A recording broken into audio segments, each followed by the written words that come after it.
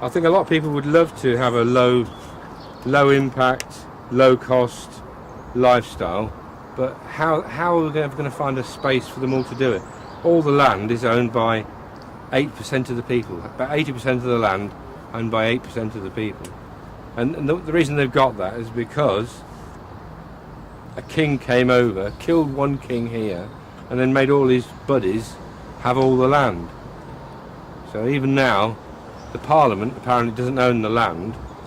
It's the Queen that owns the land, and she gives that land to the landowners to use, which is a very old traditional right that they've had.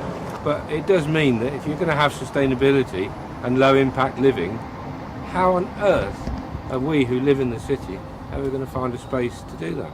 Unless we ask these people who own all the land, what is the answer? Because they're holding the answer, aren't they? I mean, it's all very well thinking, oh, yes, we have to protect the countryside, we've got to do all kinds of things, but we also have to find a way of living that's more sustainable. And living in cities as we do, because we fill them up, is not sustainable. So we've got to look to other answers.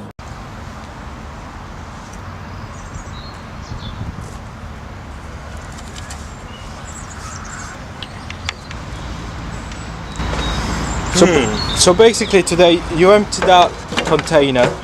Well, it took 2 days to empty it, yeah. 2 days. It took 2 days. You emptied that container.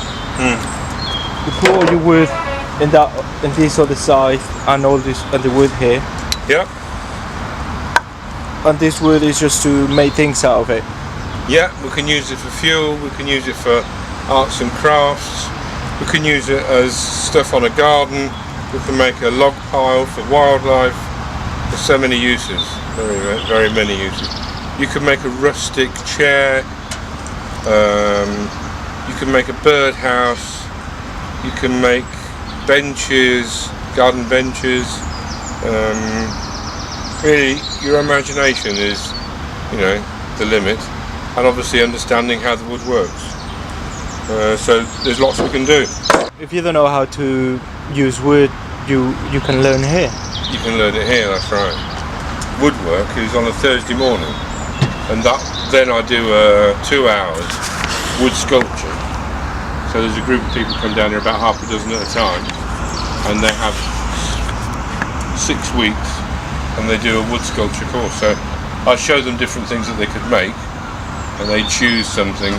Obviously, if they haven't got a lot of experience, they choose something simple, and then as time goes on, they choose more difficult things.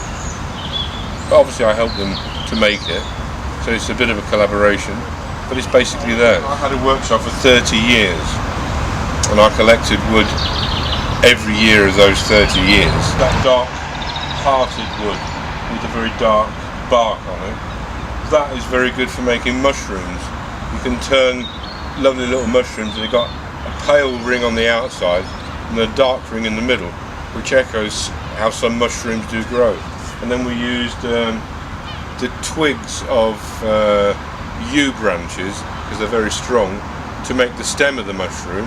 And then we might use something like this wood here, cut into strips and then polished up, so it looked like a piece of the earth dug up, and the mushrooms would grow out of it. Or it could look like a piece of tree, but it does look very like mountains and stuff.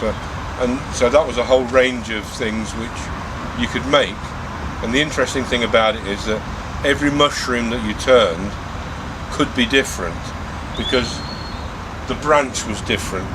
And then maybe at the time you wanted a deeper one, or a shallow one, or a bell-shaped one, or one in a different shape altogether. And so there's an infinite number of shapes that you can make, and in that way you're learning all the different ways of doing wood turning. What works well this way, what works well that way. And so it's something that you can get miles and miles of woodwork practice, wood turning practice under your belt.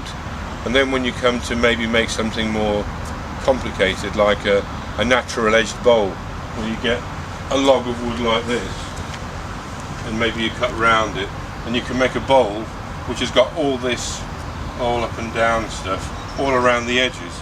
That's much more complicated to make, but that's the idea, that you practice on less important things, and then bit by bit you get better, and you make the best stuff, rather than wasting really good stuff straight away. Okay, so earlier on you spoke to Bruce, and he's come to live back round this way, but he spent a lot of time travelling between lots of different projects and working on them, so he's got a lot of experience and has seen them come and go, and sort of knows them a bit more than most of the people who come here. And he's quite keen, he's very motivated to come and do things rather than sit around doing nothing and complaining about things, which is what tends to happen otherwise. People get into a spiral of being desperate about things, and then therefore nothing ever gets done. But it is done through volunteering. So he comes here and volunteers, and in return we can give some food. So quite often we'll do some cooking from the produce that we have here. That's it's a great thing that we can do, so that our skills and our produce come together, and you can take some vegetables home, take some eggs home, that kind of thing, so that again it can help him in his home life. Although there's no money here, but at least there is ways and means of moving forward and a benefit to be derived. I mean, would you believe he cycles, I think it's about 7 miles in, if not more. Where's Sawtrey from Peterborough? It's a very long way out of town. Probably more than 7 miles, I'm not sure. But when you think in and back out again every day, it's using a lot of calories, so feeding him is very good. I mean, people are, surprisingly unfit in this day and age, and they don't really do very much. Maybe they go down to the gym and work out, maybe, but generally they're not used to doing very much work at all. So consequently, burning up the calories is a hard job. I'm not saying I'm super slim, but if I didn't do this work I'd be enormous. I'm pretty big as it is. But during the day, the guy who's volunteer coordinator on the day, his name's Ben, and he'll be organising probably some work to do with the shop here next door. That's why we're getting everything ready, so that he can just go in and do his work on it. So he's going to be working with guys making that into a food cooperative.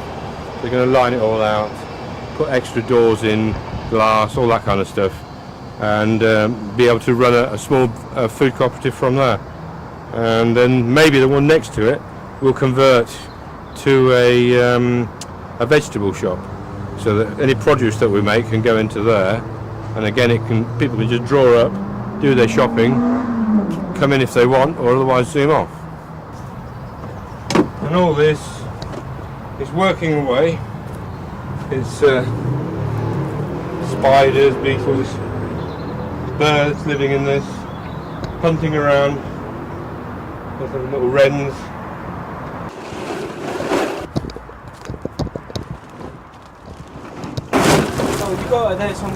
Yeah, this is the apple juice that we got given. These unfortunately are the small bottles, but the bigger bottles we keep, and we cut the end off to make a mini cloche, and then when we plant a plant, you can put the bottle over the top of it, and that makes a little mini greenhouse. Stops the cold, stops the bugs, stops the birds, slugs, they don't get on it so much. So the plant can grow in its little greenhouse. Then later on, about a month later, when it's lovely and warm, take them away, pack them away for a whole year, and then when you need them again, get them out. So they work again and again. They've already contained apple juice, which we drank as volunteers, or if it was going off, we made it into cider, which is drinkable. Yeah. And then those bottles, cut the ends off, use them as cloches. So that way you get use again and again and again, every year. It's great. We'll have to try a bit of the apple juice and the cider later. Yes, why not?